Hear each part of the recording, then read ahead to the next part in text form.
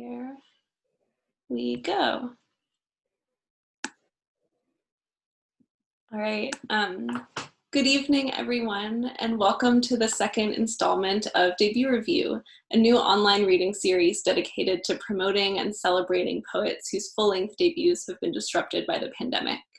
I'll briefly introduce myself. My name is Emma Hine, one of the co-founders and also a debut poet with Sarah Band Books. We're so grateful to everyone tuning in and can't wait to get started. But before we do, one bit of housekeeping. We prioritize paying poets and we are accepting donations to let us continue doing this. If you're able to help out, we've got a link below. Hi everyone, I'm the other co-founder. My name is Jian Yoon and I'm also a debut poet with University of Nebraska Press. Today, our incredible featured readers are Madeleine Barnes, Marianne Chan, Enzo Silon Surin, and Benjamin Garcia. If you like what you hear, which I'm confident you will, please consider purchasing these authors' books via their publishers, an independent bookstore, or via our bookshop affiliate page, all of which will be linked below. Our readers will each read for 8 to 10 minutes, and then we'll have a brief conversational Q&A before wrapping up. So it's my pleasure to introduce our first reader, Madeleine Barnes. Maddie is a poet, a visual artist, a Mellon Foundation Humanities Public Fellow, and an English PhD student at the Graduate Center, CUNY. Her debut poetry collection, You Do Not Have to Be Good, was published by Trio House Press in July 2020. She's the author of 3 chapbooks, most recently Women's Work, forthcoming from Tolson Books. She serves as poetry editor at Cordella Magazine, a publication that showcases the work of women and non-binary writers and artists. Deborah Landau says the following of You Do Not Have to Be Good. Madeleine Barnes has crafted a beautiful and luminous book of lyrics out of the grit and gristle of lived experience. I'm so excited to welcome Maddie and her poems to Debut Revue. Thank you so much. I'm so happy to be here. And I'm so excited to hear everyone's work. And congratulations to everyone who has work coming out at this wild time. It's still, I'm still processing like that this book is out, and just super grateful to be here with you. So I'm gonna read to you from You Do Not Have to Be Good, published by Trio House Press on July 1st. So that happened pretty recently, and just some background. My cousin is an astronaut and he just got back from space, and I feel like this is not the greatest time to come back to Earth, but at the same time, like his journey and you know, watching him like progress through his mission really affected my writing. So there's a ton of space in this book, and the first poem that I want to read is, it involves found text from a disability questionnaire with text from an astronomy magazine.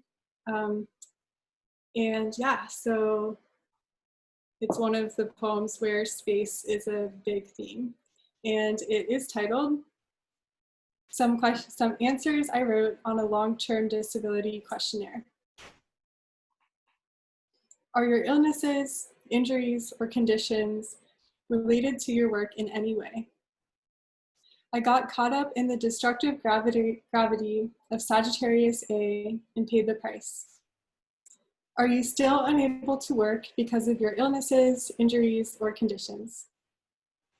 If an object is moving toward us, its spectral lines shift to shorter wavelengths. If it's moving away, the lines swing to longer wavelengths. The higher the velocity, the greater the shift. Have you filed, or do you intend to file, for any other public disability benefits? This could happen if the ejected stars came from a stellar disk surrounding the supermassive black hole. When do you believe your conditions became severe enough to keep you from working, even if you have never worked? We do not have a complete survey of the entire sky. However, theorists believe that the Milky Way is surrounded by a triaxial, football-shaped distribution of dark matter. You may use this space for any explanation, If you need more space, attach a separate sheet. If unknown, check unknown.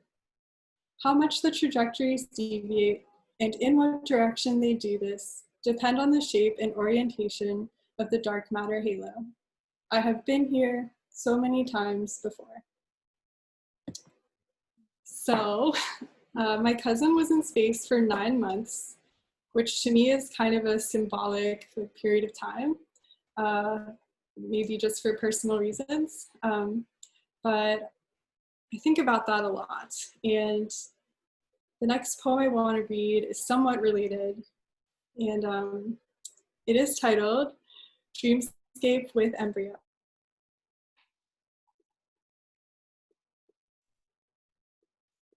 Okay, can everyone hear me okay?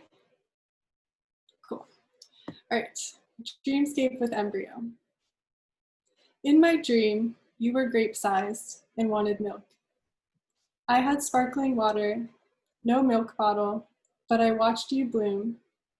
You who I might never give birth to because my life is governed by medicine. Is there a remedy? Last winter, I sat in the library as though inside the beak of a bird, reading a study on women who stopped their medications in order to become pregnant. Many terminated 1/3 of the way through, as life had become dire, unlivable. I pressed the pages flat with fingertips like kerosene. Child who my father so badly wants to meet, should I pass on this lineage of pills, of mirrors, curved spines and anxiety, the postpartum and hospital gowns, to you? Would you be like me, undoing the lattice work of your body with rituals when pain splinters the nesting bowl? I would talk you through it. Once I told my mother that being alive meant always being worried about death. I would rather be a drop in the ocean, prismatic. Ungrateful, if you weren't born, how could you be loved, she said. Must something be conscious in order to be loved? Little fleck of gold, tell me what you want. I'll clear the area, dilate, iron infused, see what I can make with blood and flesh. Wait at the ruby red station of withdrawal to stop shaking, for sleep to return. I know the risks. Uncontrollable crying, seizures, delirium, vomiting, tremors. Soft anonymous, let me know. You do not have to be grateful. You do not have to be good. So that's one of the title poems. And my mom, her first book actually just came out as well. So she's having this experience of launching a book in the pandemic, but she's been working on her book for her whole life. So I'm really excited that it's out in the world. It's called Bright Air Settling Around Us. So yeah, I'm gonna read a poem about her. This poem is titled Dig. The two of us sit on the shore, throwing clementine peels into the sea. Our bodies burn. We scoop the sand. I pick up a hard shell lined with mother of pearl. Oysters feed on the seabed, grow on stones. They are at home on the posts of piers, on the bark and stilt of mangrove trees. Their fragility is a survival strategy. I want her to gather the material she needs to write her book. I drill ink into my brain. She says, "You taught me how to be a mother." Too many stars stand before us. We tear the rocks. I dream of knowing my place in her poems, but bury my heart deep in the earth, tiny gravedigger. I want to be joined to her words, but how many times are you allowed to meet your mother? Help me with this, I want to beg her. Help me exit your poem. Okay, so I've been thinking a lot about travel lately and like movement, and luckily on Friday I'm going to get into a car and drive to Pittsburgh. But since then, or until then, I will not have gone anywhere since January. So yeah, this is a poem just to honor like, movement and, you know, going on an adventure. It is titled The Blue of It.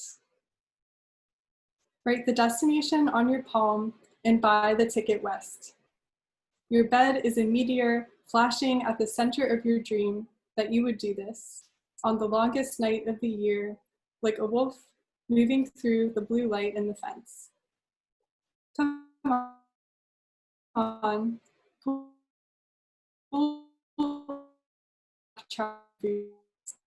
This is a play about a painting. This is a painting about winter acting terribly in a theater packed with snow. Come on.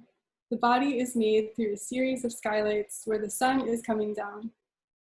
Peel a name from the roof of your mouth and throw it against the blinding white screen. Then look into the silence until it begins an apology full of sound. Move your eyes to the train where they are now boarding. Step away. You're in danger of being erased by your own reflection. You are dressed like a person who is ready to outstrip, outshine, escape. You shouldn't have to explain yourself to anyone, and yet you're pleading with the sun to delay the agony of loving every living thing. So, I don't know about you, but I haven't gotten a haircut since January. So,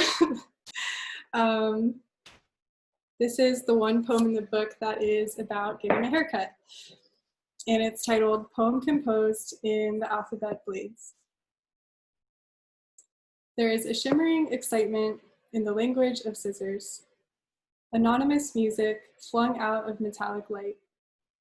A sound like a cathedral's stained glass softening the corner of a hymnal, a rising cadence in the secret way we talk.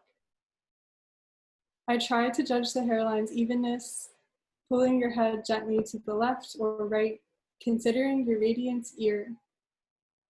I want to know what your mother knows, the hidden purpose of your creation.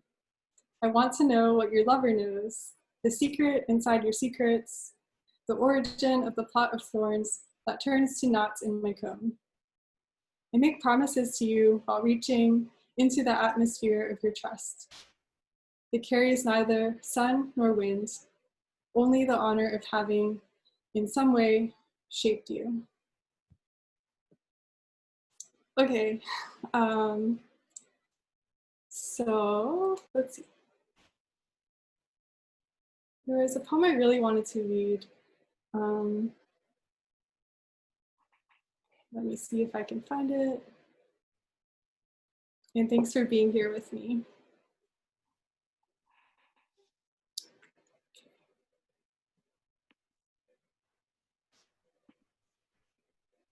Okay, this poem is titled New York in June.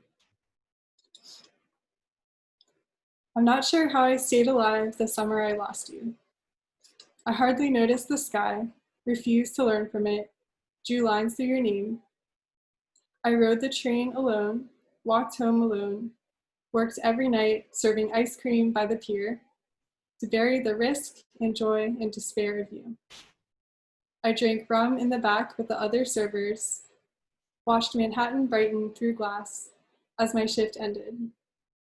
I missed Pittsburgh, snowfall, the smell of pine and chlorine, childhood, days lacking any kind of order. I never asked God about you. It was an experiment. I dissolved into staircases, stations, rose and descended eternally. I felt like a fortress, punished but intact. I couldn't blame the heat for its brutal rise. The fires felt right. Weary beyond words, I walked in circles, pedals stuck to the soles of my sandals. I memorized the aftermath and let you go. So I'm gonna wrap up with one last poem. And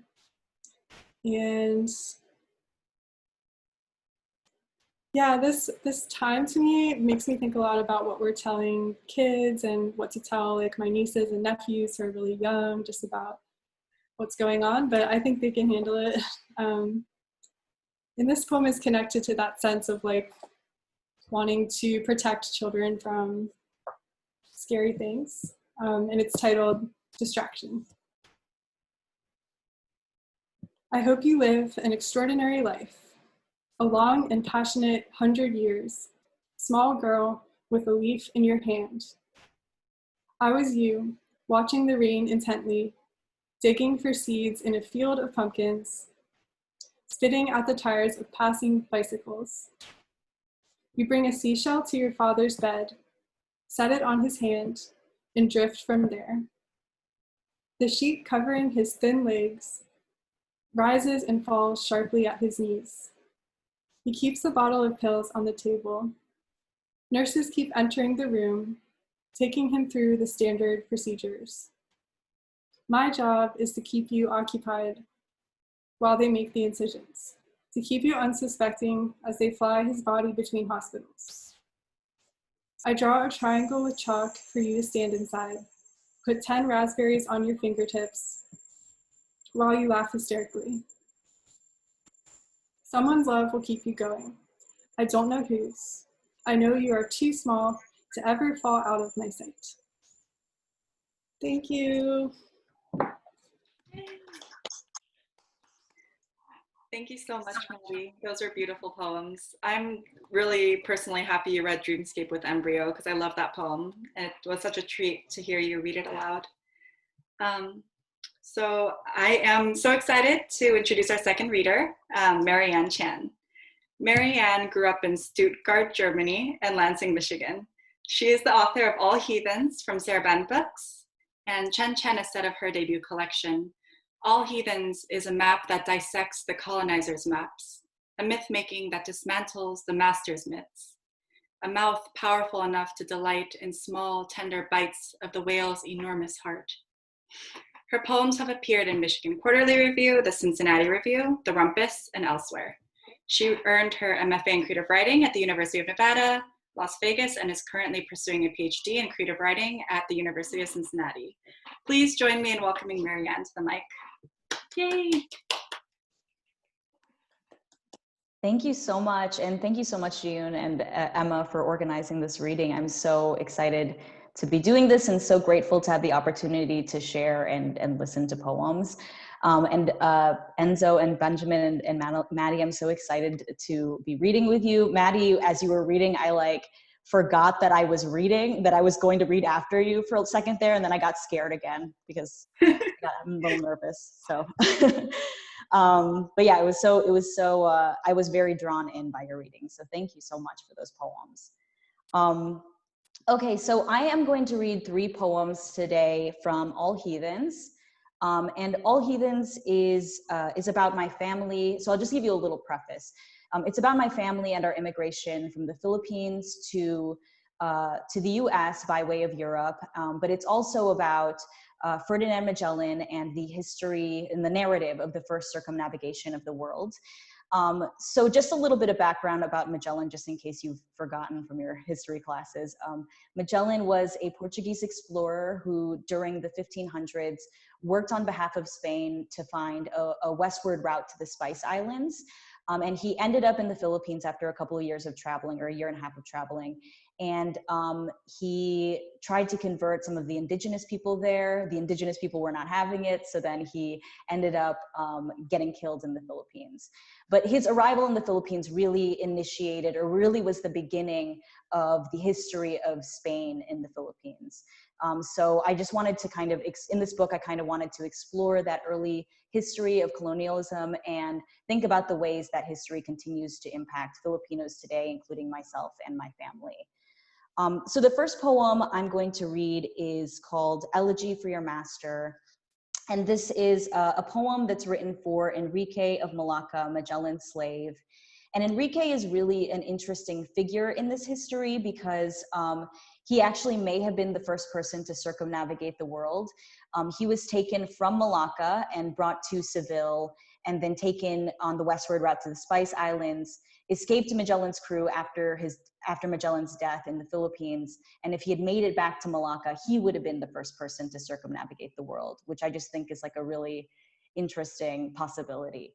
But in addition to that, he also functioned as the interpreter while Magellan was in the Philippines. And so Filipinos really consider him one of their own.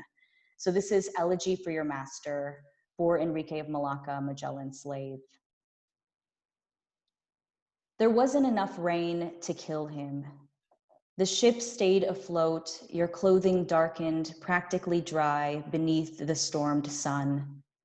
What master wants, tuyuk, circumnavigation, to travel all the way around until you are back to where you started, until we feast on what is east, until west swallows west. He bought your body with a few coins from his pocket. He will return it when he is dead. When you are 26, your heart a brown spinning globe. He will turn and return you, tuyuk, back to your body.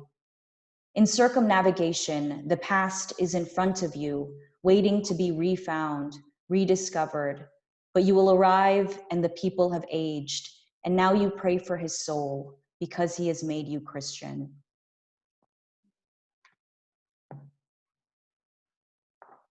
Okay, so the next poem I'm going to read is called Love Song for Antonio Pigafetta. Antonio Pigafetta was Magellan's chronicler, and he was a young Italian man, and he wrote a lot about the Philippines, specifically the island where my family is from, which is the island of Cebu.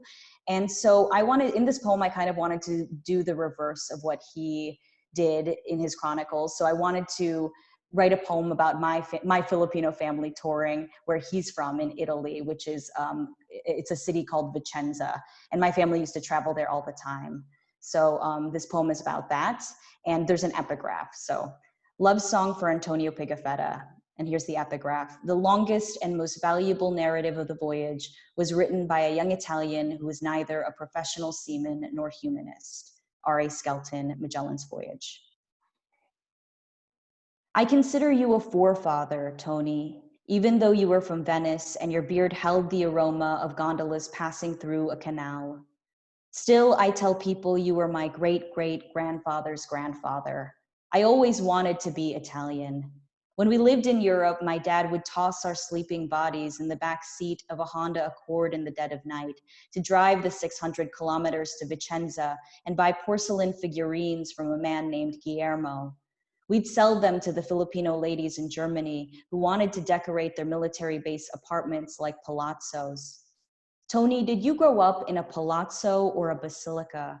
When I say these words, I don't know what they mean. I only know what I imagine they mean. I imagine a castle made of bones. I imagine a large pointer bounding through a bustling market. I imagine that you are my ancient ancestor, and you very well may be. In your journal, you wrote that you danced with unshod princesses from Zubu. My Zubuano mother is not from royal blood, but she is the daughter of a woman who stuffed adobo pork in her apron pockets to save for later. I do always go unshod, though I don't wear linen made from trees to cover my shameful parts. I would if that interested you. I would wear my hair long so the ends touch the ground. You were a tourist, Tony, and now so are we. In Italy, we bought seeds and fed the pigeons on the cobblestones. And my father would say about the locals, their manner of drinking is this, and their manner of dressing is that. On our drive home, we exchanged porcelain for a bowl of hot German soup.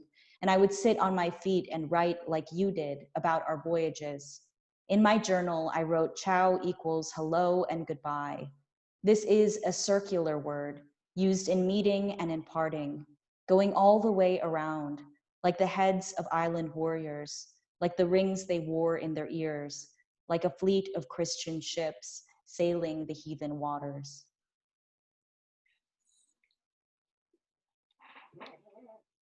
Okay, and the last poem I'm going to read is called When We Lived in Germany. Walk with me now along the Rhine River, white tulips, a massed parade. We rake our leaves away from sidewalks, take photographs of beige castles, stay silent, stay put, make airplanes out of magazines. We may never fly home. We may never buy grandfather clocks from the markets. We go to Asian marts to smell the merchandise, buy shrimp paste and pay in marks instead of pesos, instead of dollars, and mark our checkbooks, mark our calendars, mark our seasons, mark our children. On our landline long distance, we call our grandfathers and grandmothers, voices crackling, old and island beaten, spotted like Dalmatians. Across nations, we may never see them. Through the mail, let us send our love in the form of boxes of German chocolate, Spam, Vienna sausages, canned peaches, chinelas to line their walls. Let us nail our families to the wall in the form of pictures in which they never move, never age, roll their cigarettes, and never die. We buy grandfather clocks we never wind, never mind, let us leave them. Our children are now the clocks at which we glance to measure how long, how distant, how cruel. Thank you so much. My God, yes. Oh, that was so beautiful. Oh my gosh. Thank you so much, Marianne. That was amazing. So now it is my honor to welcome our third reader, Enzo Silon Surin, to the Zoom stage.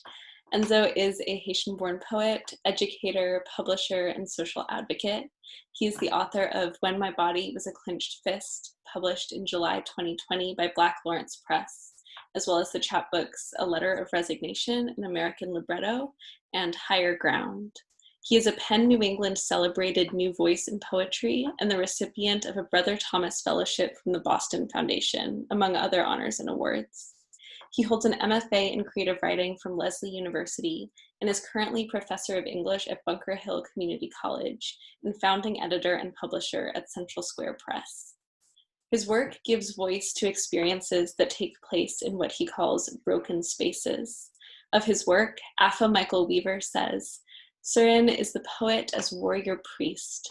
His work, The Prophet's Homily, redefining what it means to become and be an American. And we're so honored to have him here today. Yay. Thank you so much for having me. I've been looking forward to this for some time now, so I'm excited. What great readers so far tonight. It's funny, in looking at how all these events are curated.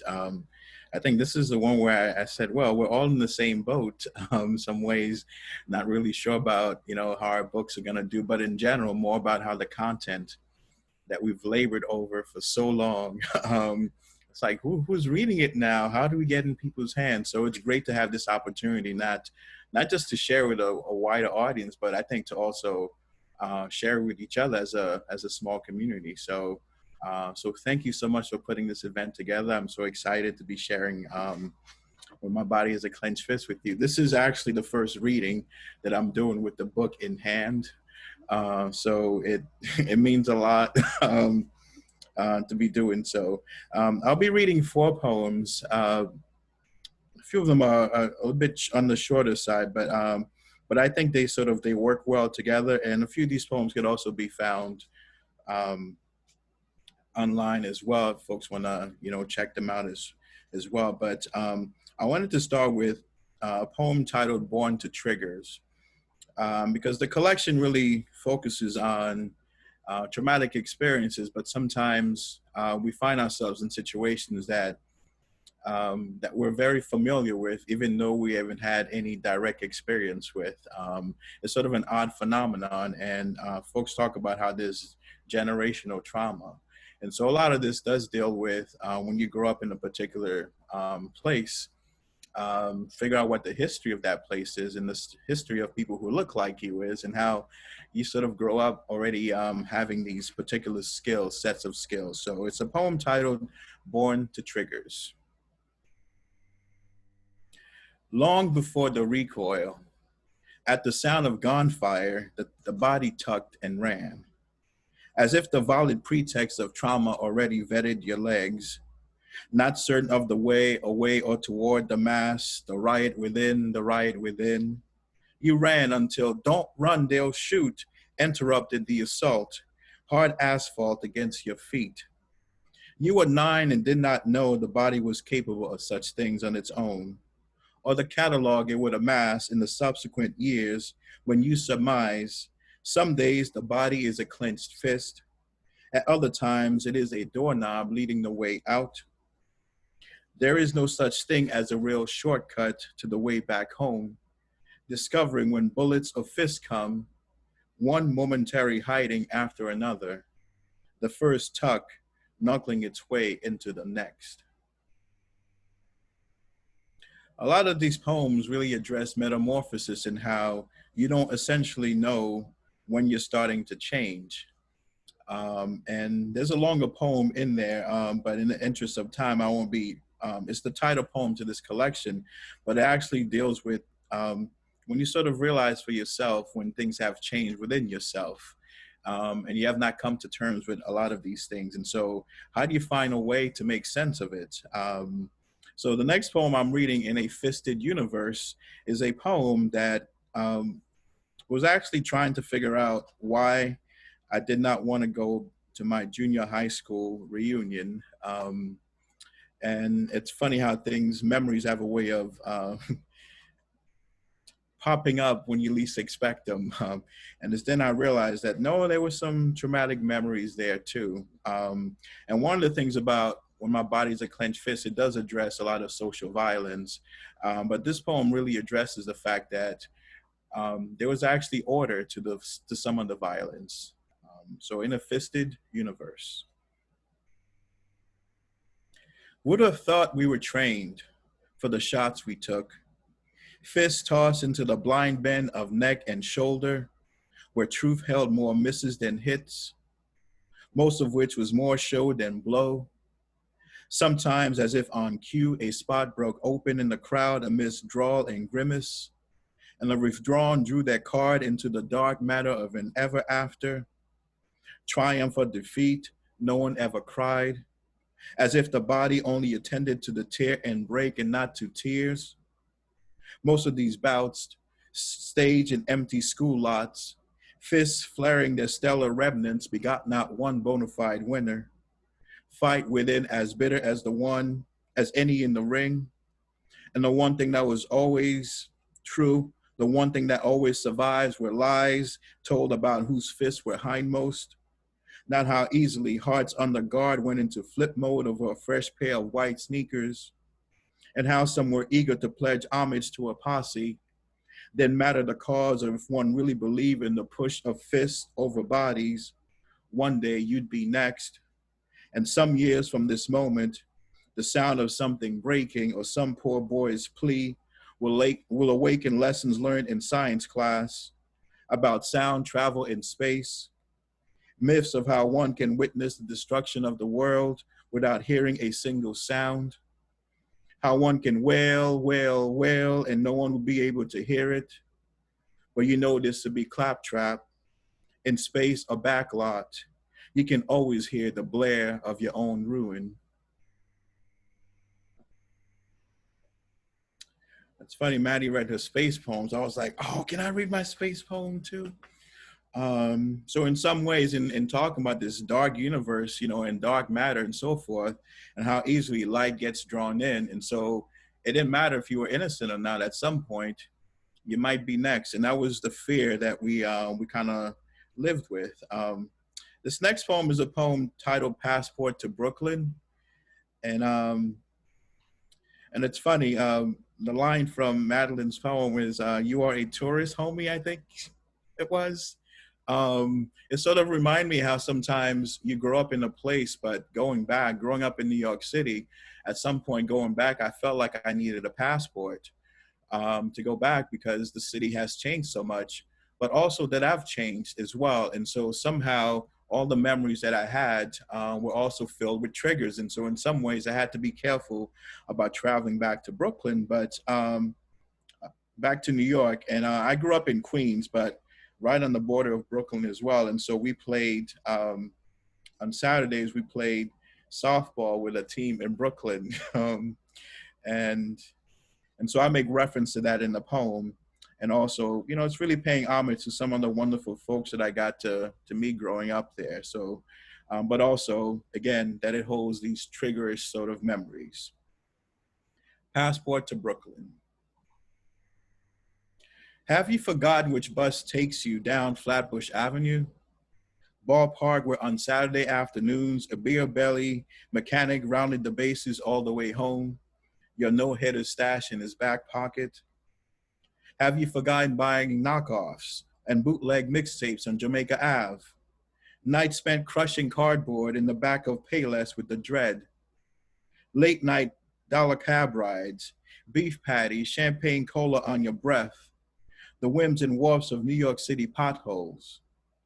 The flavor of quarter water stale when you tried to unlearn the same strut that made Danielle want to have your baby. It kept even real thugs at bay. You have forgotten nights riding shotgun in Sean's Peugeot, daydreams of Rose's sister, 2 years younger, a poet, who at 14 spellbound you to her doorstep long after lights would bail.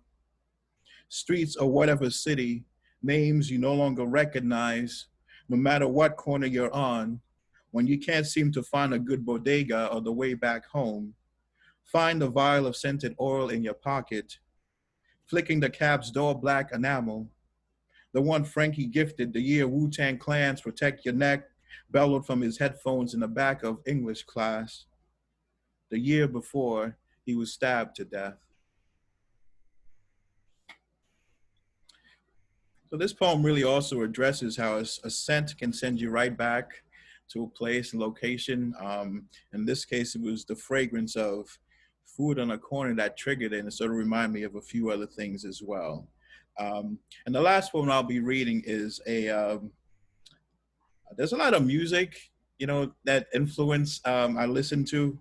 And one of the surprising one for some folks, but it's not surprising for me, is I listen to a lot of Sarah McLachlan around the time these poems were lived. And so, and one of the songs that I love for is the title of this poem. It's a long-awaited answer to a long and painful fight.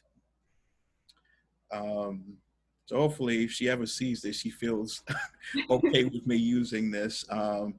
But it's a poem that actually, you know, addresses what happens after all these years, that you try to disconnect yourself from an experience. But there are some nights that you start to wonder, well, whatever happened to these folks? So a long-awaited answer to a long and painful fight. Some nights I find myself Googling for obituaries of friends estranged, missing or gone. Afraid I might find, or what I might find, I am cautious with signs of life. Accomplishments, job promotions, Facebook statuses. Maybe a throwback Thursday pic will reveal they're still pushing breaths and not what we feared those years back on Hillside Ave in Queens. How easily a breeze on the back of a fresh Caesar resemble a girl's breath or a sneak attack. In a world of Decepticons and nasty criminals, same longing that brought us together kept us vigilant, always an eye out for a switch and stance. With one's back to the world, it meant someone had to watch it. Too many dubbed last seen. The fight within as deadly as anyone in the street. When I click on a photo with a familiar name, speculating body mass and age progression, I am relieved to find the overweight white real estate broker from Florida or the middle-aged elementary school teacher from Pennsylvania with the out-of-time headshot. It means some may still be suspended in the vortex of moist breath in a pair of hands, back when rumors of our early demise doled out a turbulent truth on the block. Thank you. Thank you so much, Enzo. Those were incredible poems, and what an honor that this is one of the first stops on your virtual tour. We're so honored, so thank you so much. All right, so I am super excited to introduce our final reader of the night, Benjamin Garcia. Benjamin Garcia's first book of poems, Thrown in the Throat, was selected for the 2019 National Poetry Series by Kazim Ali. In perhaps the most amazing blurb I've ever seen, Dinesh Smith says, Thrown in the Throat, Benjamin Garcia's freaky, stunning debut salivates over language like a good switch. These poems take lemons and let them be fucking lemons. Screw the sweet. Thrown in the Throat doesn't hide what is bitter, it crowns it. Amazing. His work is forthcoming in American Poetry Review, the Missouri Review, Lit Hub, and elsewhere. Garcia received his MFA from Cornell University and is currently working as a public health educator in the Finger Lakes region of New York. Please join me in welcoming Benjamin to the Zoom stage. Alrighty, can you hear me okay? Good. Good. I just want to say that I'm excited to welcome our books into the world together. This is really wonderful. Thank you for letting me be part of it. So I'm going to read from Thrown in the Throat. So it is officially out August 11th. This poem is part of a series called The Language in Question. It's the first poem in the book. The language in question. The language in question is criminal. Like a shark, it ate a license plate, and it ate the shark. Well, the fins it poached anyway. It gorges like a gorge, the river flowing like a scarf some magician just keeps pulling. It ate away the deposits of clay. Like a sinkhole, the language in question ate a chateau and the family inside. It pickpockets the stranger with gusto. It barters with bards, pays in counterfeit. Money is no object. The tongue desires, the language acquires. The language in question likes conquest, moves west because it hungers like locusts. Like the larvae of the caddisfly, this tongue makes a shell of what it pilfered. It's the apex predator in the food pyramid. It ransacked the pyramids, tours the spoils of theft to the country of origin, but only on loan. A paper wasp that makes its home from what it chewed and spat back out of your own. And it stings you if you get too close. Too close, stung. I told you the language in question is the S-shaped tongue of the anteater, the so-called worm tongue. It warms itself at the fire it made from other people's scrolls, codices, tomes. It entombs and embalms and lights bombs. The language in question thinks it's Billy the Kid. The language in question is shooting up the saloon. The language in question is shooting up meth, dope, coke. Whatever's on hand is the drug of choice. The language in question is corrupt. It's poison and salve, savage and sage. It's honeysuckle and bitter oleander. Only a lawyer could make sense of it and sell it to the highest bidder. Like a snake that ate a parrot whole, spits out the bright feathers without a bird to hold them together. That's what it's like when the accent doesn't even come close. The language gets twisted, the tongue gets tired. I bet it's kinky and likes to be tied, likes every bit of itself bit. This tongue bids adieu, hold in the mouth. Adios, amigos.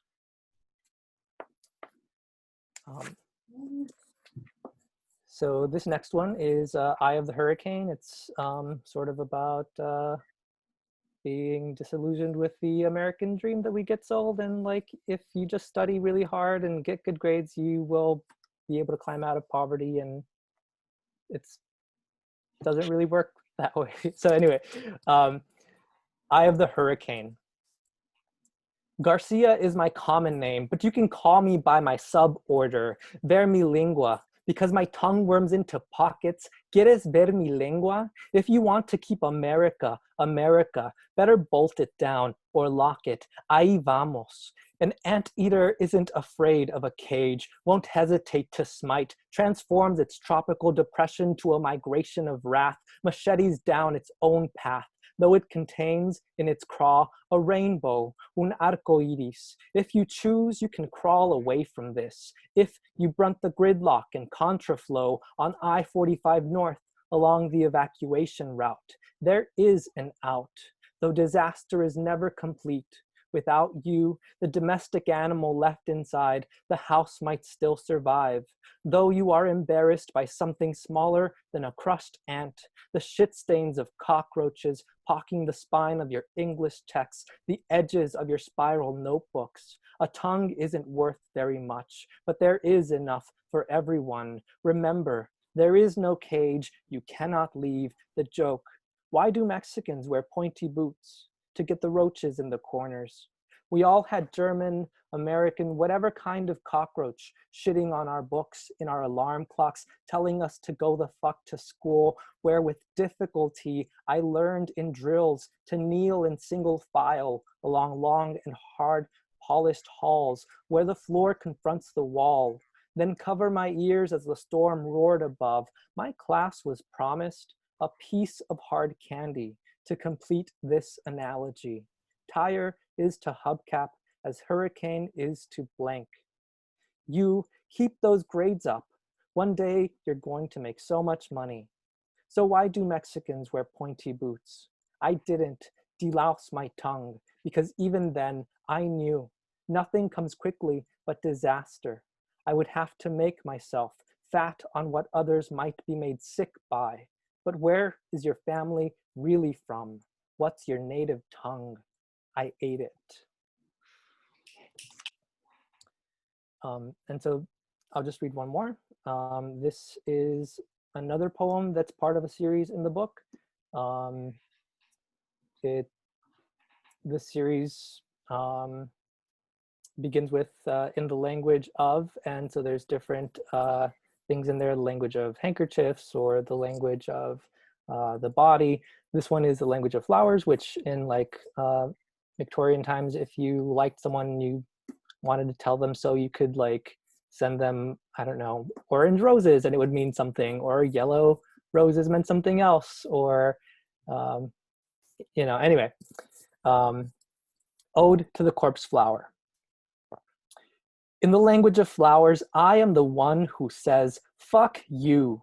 I won't be anyone's nosegay. This Mary is her own talking bouquet. Never let a man speak for you or call you what he wants. I learned that the hard way. Amorphophallus titanum. It sure sounds pretty in a dead tongue, except it's Latin for big ugly dick. I mean, I am, but what an asshole scientist. I prefer to think of myself, and this may sound vain, as a goddess, cadaver dressed in drag. My stage name, Versace Medusa, part Lilith, part Galilee.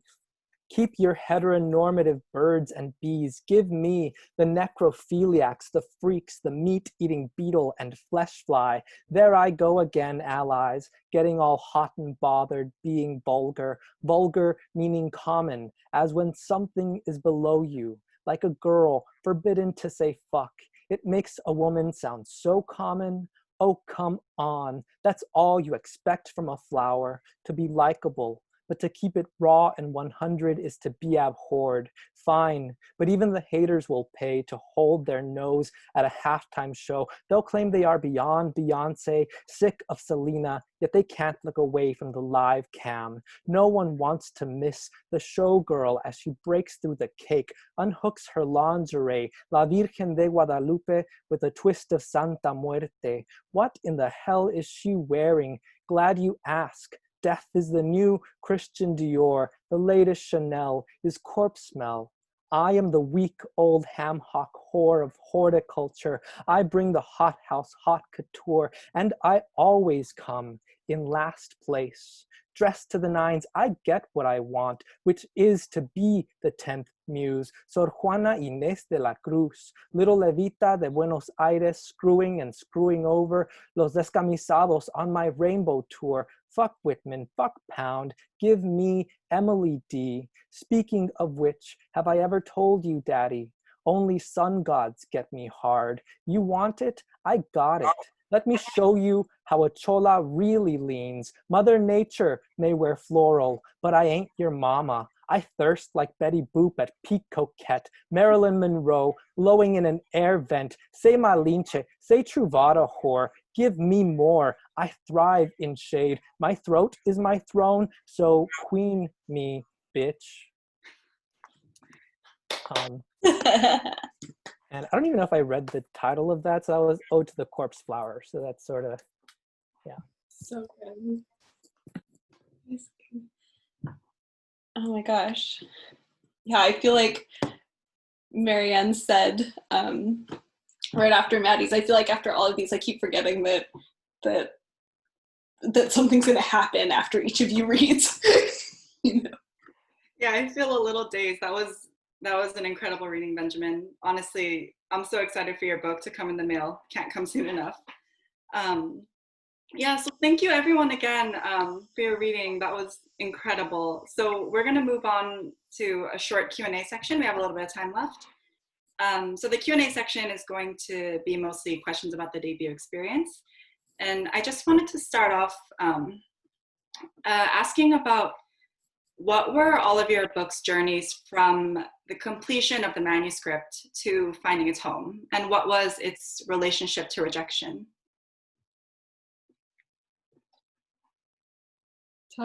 Tough question. But I guess I'll start. I mean, I've been working on this particular book for like a decade, so it's taken a lot of different shapes. And yeah, I feel like Emma read it when it had a different title. So yeah, I feel like when I started pulling together some stuff about space, like I kind of let myself like lean into that obsession, and then it kind of came together. And then it started to like become a finalist at some places. So that's when I felt like, okay, it's something's happening. And then finally it like found a home. But yeah, it was a rejection filled path. And I'm so happy that it's like in the world, but it was tough. So I can't wait to hear how everybody else found the experience.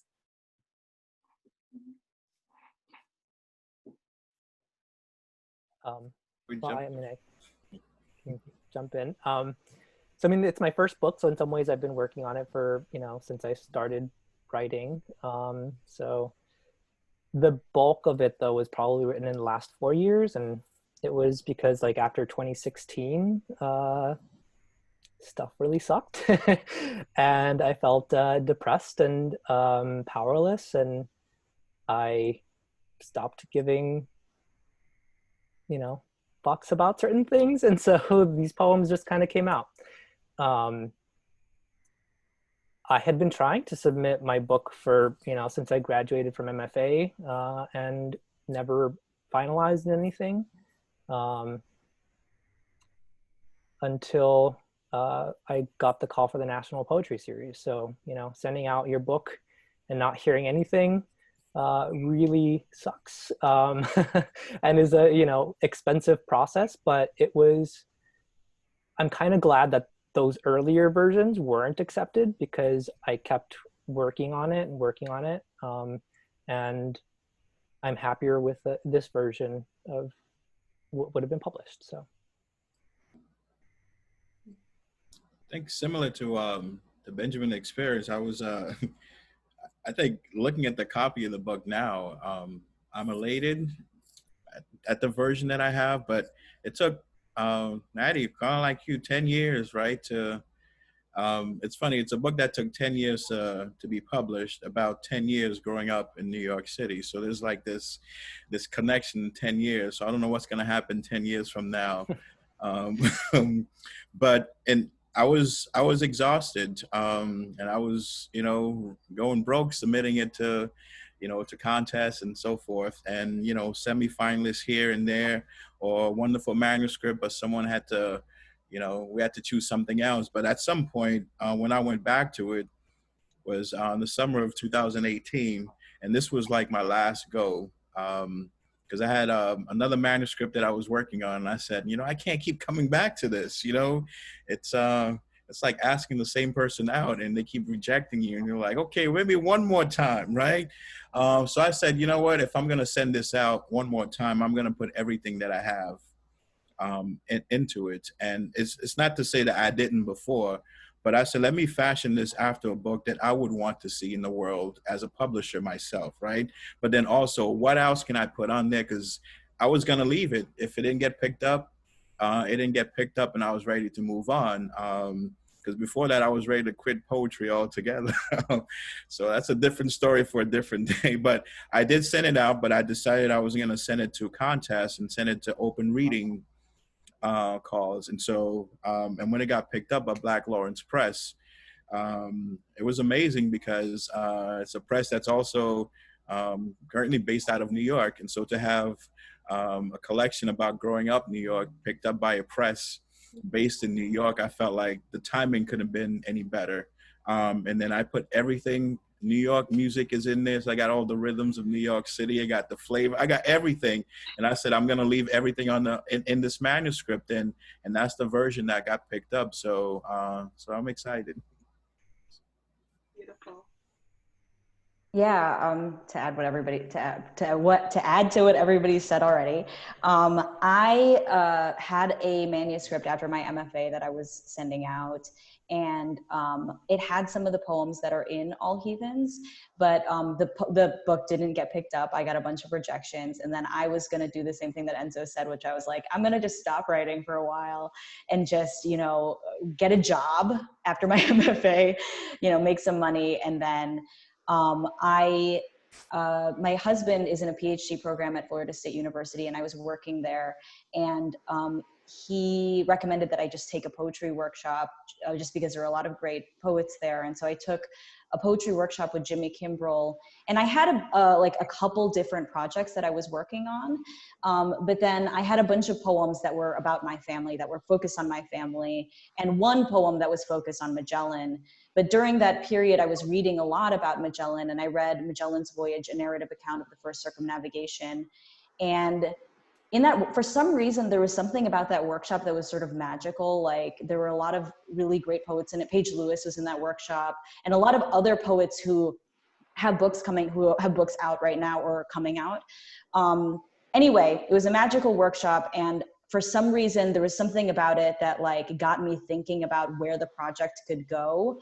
And after I finished the book at the end of the semester, Jimmy recommended that I submit it to Saraband. And so I just went ahead and submitted it, and didn't submit it anywhere else. And then it got picked up right away. So it was kind of a crazy, really fast situation. So, yeah. Oh, that's amazing. So for our second question, I'm curious, if you were to map out your book's lineage, are there specific, or which specific books and voices have left thumbprints on your collections that you just like to speak to here?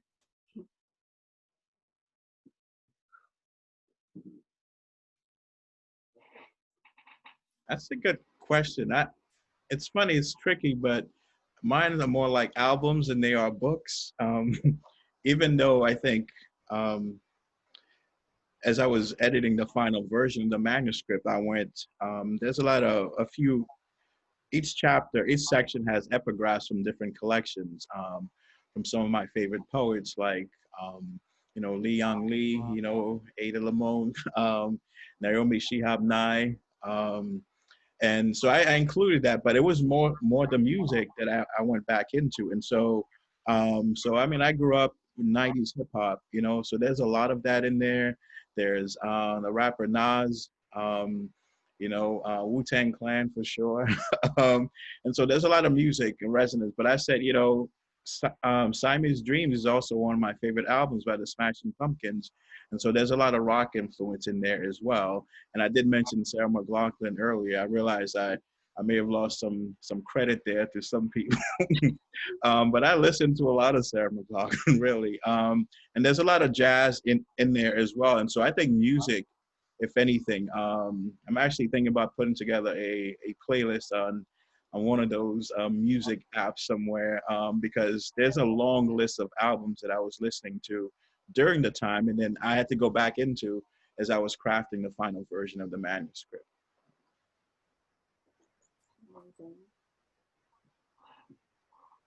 This is really random, but I used to like roller skate and listen to Sarah McLachlan. So this is bringing back a like treasured like 90s, 2000s memory. So thank you for reminding me of that wonderful time. I would say like with this book, I mean, the title is obviously like a connection to Mary Oliver, but I didn't even really like realize that until towards the end. And my friend looked at the manuscript and was like, why is this not like the entire title? And that was a really good call on his part, I think, because even though it's in conversation with her, it's also like the spirit of like not being good or like being bad or like being rebellious. I think that's like what I wanted the core of the book to be. So yeah, but I would also say like my mom, because I heard her give a reading recently and I was like, oh, like that's like where all my sense of like lyric and stuff like comes from, like, yeah, so I blame her for everything. But yeah. Maddie, do you mind saying the title of your mother's book one more time? Oh, sure, yeah. It's Bright Air Settling Around Us, and it's with Main Street Rag. So it just came out in April. Did your mom encourage you to write poems? Sort of. She was like, I think she was like, oh no. Like, but also like she gets it. So she was encouraging. My dad was more like, oh no, please don't go into the humanities. Like, this is bad. But yeah, so in a way, I think she cautiously like encouraged me. But I would love to. Oh yeah, go ahead. Sorry, I didn't mean to interrupt you. Oh, we go for it. I was gonna ask if you have like a mother-daughter reading planned. Ooh, that's a Oh great idea. Oh, let's do it. We really want to. I'll ask her on Friday. That's awesome. Thanks. That's the sweetest. I think it could be fun. Yeah, I think that'd be great. Party. I just want it to be her reading though, because I feel like she's amazing and like she's not on any social media and like she's just like this like hidden poet. But yeah, I can't wait to read her book. So yay. Thanks. Okay, I can answer. Oh, go ahead. No. I could answer the question about lineage. So I've always been inspired by the New York School. I've loved the New York School since I was in undergrad. Frank O'Hara, James Schuyler, Kenneth Koch. So I've always just been very stimulated by that writing, and I sometimes will just like flip open a James Schuyler book and try to write a poem just from that inspiration, right? But also Mia Alvar, she's a Filipino-American fiction writer. I really love her work a lot and was really inspired by reading her book, In the Country, which is a book of short stories, which is fantastic. Also Kathy Lynn Che, I remember reading her book and she just writes the poems that make you want to write poems. So yeah, those were the books I was reading while I was writing a lot of these poems. Yeah, I wouldn't be able to trace my book specifically to a book itself, but to just writers who sort of made way for me. So a lot of queer writers, especially, so like Denez Smith, Eduardo C. Corral, and Mark Doty, Kazim Ali. And reading them sort of gave me something to work with that gave me like a freedom to write what I'm writing, and then just sort of picking up small things from other writers. So like Alice Fulton, who I worked with, her work is really complicated. So I was trying to figure out, how are you handling all of these different ideas in one poem? Like how do you juggle 3 very different concepts at the same time? Or like Dana Levin, I learned a lot about pacing from her work and like, why is this line broken here? And that kind of stuff. So just picking up what I love from different writers and,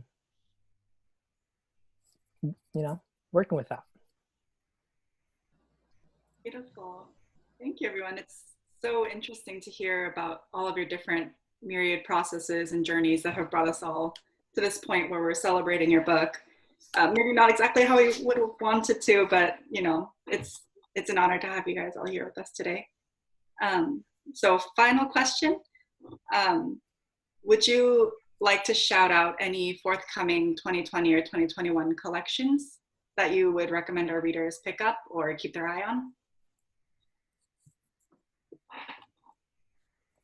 Everyone here. Of course.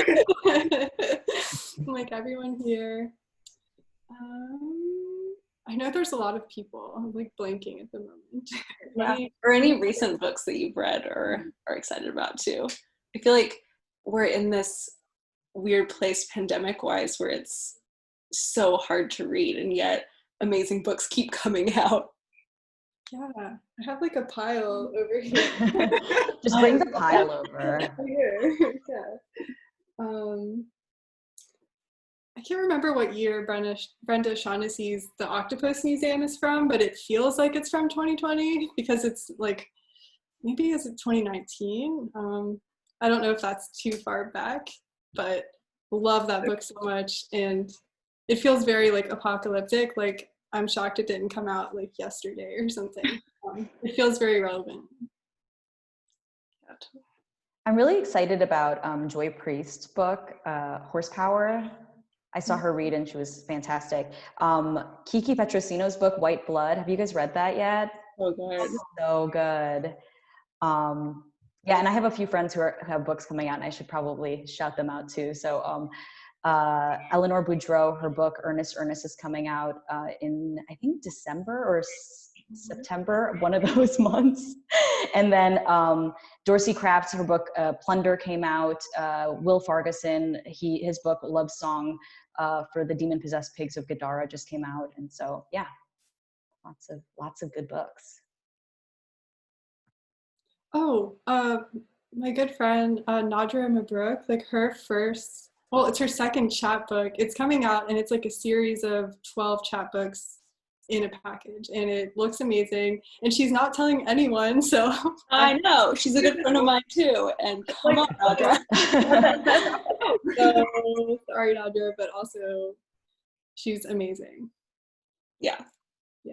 And that's edited by Kwame Dawes, and it's, I want to say, Akashic Books. So yeah.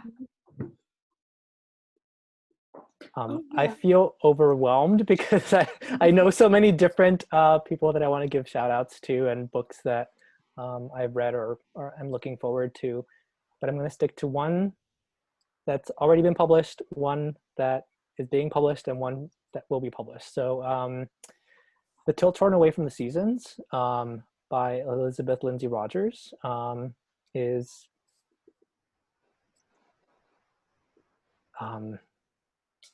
I feel like there's stuff I'm learning from, not just like about Mars, which is part of what it covers, but like, the line and poetry. So that's always good. And I'm looking forward to Eduardo C. Corral's, which will be published like right around the time my book is released. So Guillotine, I've been looking forward to that for a while now. And Torrin A. Great Houses, A Wound from the Mouth of a Wound. Also a Milkweed book, so I'm really excited for Torrens. Yeah. I'm blanking like you, but I also know I'll get myself into some serious trouble if I just name one person. Like, how could you remember that person, not me? But I do want to. The person I'm reading right now, though, which is and this is somebody whose work I just discovered as part of the list of poets who were part of the, as you mentioned, Marianne, the New York School. Frank Lima. And I didn't know the work. I didn't know any of it until a random Google search, led to the work, and I found it. And he actually did want to be part of the school, even though he was part of the school. So he kind of had this edge to himself. So I'd say any of the works that he has out, I think is a more recent collection. I'm blanking on the title, but the work of Frank Lima, I sort of try to go into the archives now to dig into some of the gems I may have missed. And I kicked myself because he was in New York at the time I was there, growing up in New York, but I'd never heard of him. So I'm all about all the work now and try to dig in as much of it as possible. Awesome. Yeah, Frank Lima. Oh, I thought of one more, if I can throw it on there. Of course. Carly Hoffman, her book is coming out from Four Way in 2021, and I'm looking forward to it. Yeah. But title? I can't remember, but I think she actually has 2 books coming out with them, and I'll look it up and post it somewhere, but she's wonderful. So. Okay, so many good books to look forward to. All right, well, it looks like we're just about out of time, so wanted to thank you guys all once again, and also thank you to all of the watchers.